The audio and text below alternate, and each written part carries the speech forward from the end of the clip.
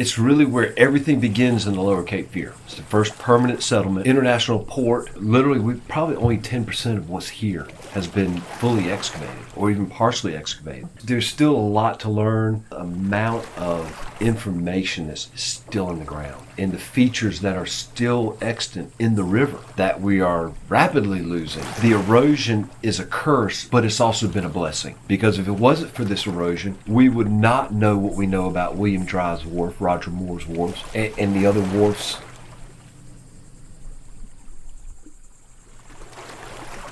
We're learning more and more about the climate change and how it's affecting this site as time goes on. Of course, hurricanes are more frequent and in some cases more violent. Mother Nature has not been kind to this site since 2016. Matthew, Florence, Isaias. So we've got to look at the hurricanes. And then you look at the residual effects from these hurricanes, and you look at the residual effects of extreme droughts, extreme rainfalls, cold, extreme heat, everything. We're noticing many changes in the ground. The ground is settling. We've got water standing in places that's never stood before. Sea level rise. You can see the effects of that. The rising Cape Fear River. Well, from 2008 to 2013, it's estimated we lost somewhere between 80 and 120 feet of waterfront. If nothing changes, everything stays exactly the way it is, we don't do any more improvements, we'll lose a third of our northern part of Fort Anderson by 2050.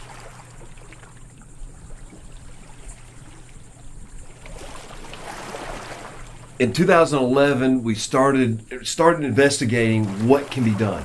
Finally, we found an engineering firm out of Raleigh, and one engineer in particular who had a couple of ideas. Now, for starters, we had to do something fast.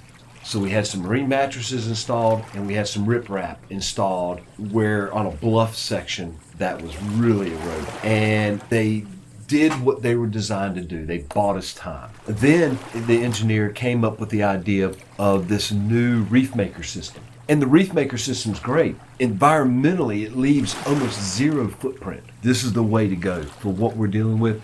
Trying to preserve the cultural and natural resources is the only option for us. And what's planned for the future is to really put the reef makers across the whole southern stretch of the waterfront. Get the wharf, Dry's Wharf and Moore's Wharf, armored and protected. The north side we're going to do a little bit differently, and because it's at a different angle, we're pretty much going to let nature run its course.